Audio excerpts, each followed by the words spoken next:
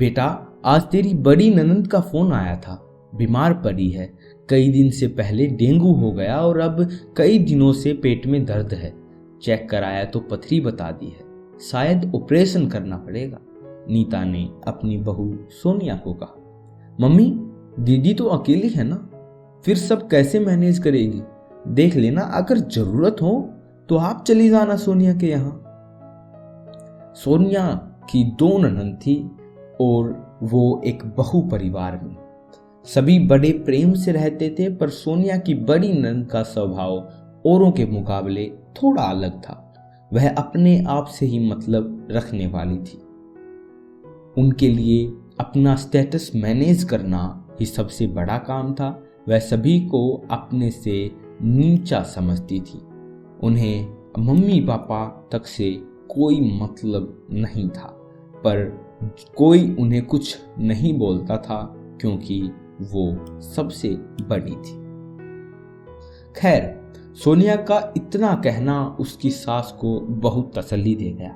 जब ननंद का ऑपरेशन होना था, सोनिया ने अपनी सास को उनके पास भेज दिया। सोनिया ने अपनी सास को भेजने से पहले फोन करा। दीदी, मम्मी आ रही हैं, आप किसी को भेज देना लिवाने के लिए स्टेशन पर। सोनिया ने कहा, मम्मी को क्यों भेज रही हो तुम? सोना, मैं तो तुम्हें आने के लिए कहा था। ननंद ने कहा, दीदी अभी यश बहुत छोटा है, तो मैं आपको देखूंगी या उसे? कहीं मैं आऊं और फिर आपकी मदद भी ना कर पाऊं, तो मम्मी को भेज रही हूं। सोनिया ने कहा, तेरी बहुत याद आई सोना, और किसी ने कहा है ना, अपना घर अपना होता है। सच कहा। नीति जी ने कहा, वो मेरी सास है, नौकरानी नहीं। यथा समय सोनिया ने नीता जी को ननंद के घर भेज दिया। मम्मी, आप पहुंच गई थी ना अच्छे से? कोई परेशानी तो नहीं हुई ना आपको? सोनिया ने फोन कर नीता जी से पूछा। हाँ सोना, मैं पहुंच गई थी अच्छे से। चल अभी मैं फोन रखती हूँ, खाना बनाना है, नीता जी ने कहा।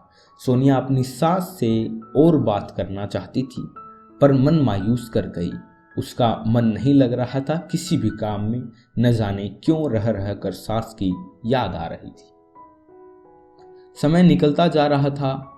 पूरा 1 महीना हो गया था। नीता जी ने को अपनी बेटी के पास गए। आज सोनिया बहुत खुश थी। खुश भी क्यों न हो, आज उसकी सासू माँ जो आ रही थी, उसने पूरे घर को अपने सर पर उठा लिया।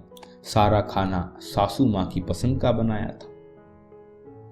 जैसे ही दरवाजे पर सोहम की गाड़ी आकर रुकी, सोनिया भागते हुए गाड़ी के पास पहुंची और अपनी सास के गले लग गई। ऐसे लगा जैसे एक बेटी अपनी माँ से बहुत अरसे बाद मिल रही। तुम तो ऐसे लिपट गई हो जैसे हम सब यहाँ तुम्हें परेशान करते हो, सोहम ने चुटकी दी। पर नीता जी की तिरछी नजरों को भाप कर सोहम वहां से चला गया। कैसी हो मम्मी? मन तो लगा था ना वहां? सोनिया ने पूछा। इतना कहकर नीता जी अपने कमरे में चली गई। सभी ने साथ बैठकर खाना खाया और बहुत हंसी मजाक करा। सब कुछ पहले जैसा था, पर एक चीज थी कि सोनिया को खटक रही थी, वह थी नीता जी की मुस्कान। वो पता नहीं क्यों दिखावटी हंसी हंस रही थी। क्या हुआ मम्मी, मुझे आप परेशान लग रहे हो? सोनिया ने कहा। नहीं तो, मैं तो एक बात सोच रही थी कि दुनिया बहुओं को इतना भला बुरा कहती है, पर बहुएं इतनी बुरी तो नहीं होती, नीता जी ने कहा। सोनिया को नीता जी की इस झूठसू पर हंसी आ गई। वो मन ही मन सोचने लगी, मम्मी कितने आराम से अपनी तकलीफ छुपा गई। सोनिया को चैन नहीं आ रहा था, क्योंकि उसे अपनी सास का उतरा हुआ चेहरा दिख रहा था। उसे ये पता था कि दीदी के यहाँ कुछ तो हुआ है, पर क्या हुआ है वह समझ नहीं पा रही थी।